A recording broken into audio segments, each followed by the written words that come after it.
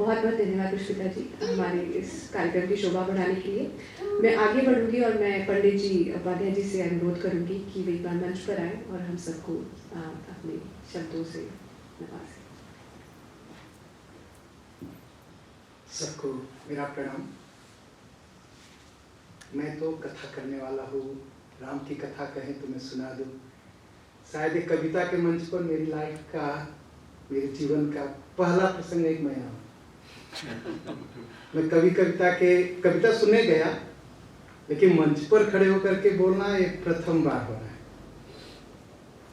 और जैसा हमारी पूज्य पुष्पिता जी, काफ़ी दिनों से हमारा आपका परिचय है और मैं तो कभी सोचा भी नहीं था कि भारत से बाहर बैठ कर के कोई इतनी पुस्तकें लिखता होगा हिंदी में। और जब सुना तो मैं बहुत आश्चर्यचकित हुआ, क्योंकि मैं तो आया एकदम गांव से, एकदम गांव जहां से 20 बरस पहले कोई बिजली नहीं और टेलीफोन नहीं, सोच भी नहीं सकते फिर। और आप लोग हिंदी साहित्य का इतना बड़ा कार्य कर रहे हैं, उसके लिए मेरा प्रणाम है आप सबको। मुझे सब जगह राम जी दिखाई पड़ते हैं, तो एक छोटी सी बात करके हम बात को खत्म करेंगे।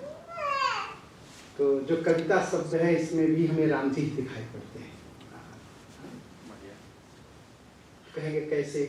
जैसा हमारे ग्रंथों में लिखा गया है, क का मतलब होता है आनंद और व का मतलब होता है अमृत। हमारे राम जी आनंद भी हैं, जो आनंद सिंधु सुख राशि, सीकर ते त्रैलोक्य सुपासी, सो सुख धाम राम अस नाम, अखिल लोक दायक विश्राम। तो कविता का रूप हमारे राम जी का ही रूप है और आप लोगों के द्वारा सुनने को मिलेगा। आप सबका मैं आभारी हूँ। धन्यवाद आप सबको। बहुत बहुत धन्यवाद पंडित जी। आपके मुखारबिंद से कथाएं तो सारे श्रोता सारे भक्तगण सुनते ही हैं। आज आपने कवि मंच को भी शोभा बढ़ाई, बहुत बहुत धन्यवाद। और जिस तरह आपने कहा कि कविता में आपको राम नजर आते हैं, आज आते समय जब तकलीफ में थी, सबसे पहले राम जी और हनुमान जी, हनुमान चालीसा के बाद मेरी टोएन आ गई थी।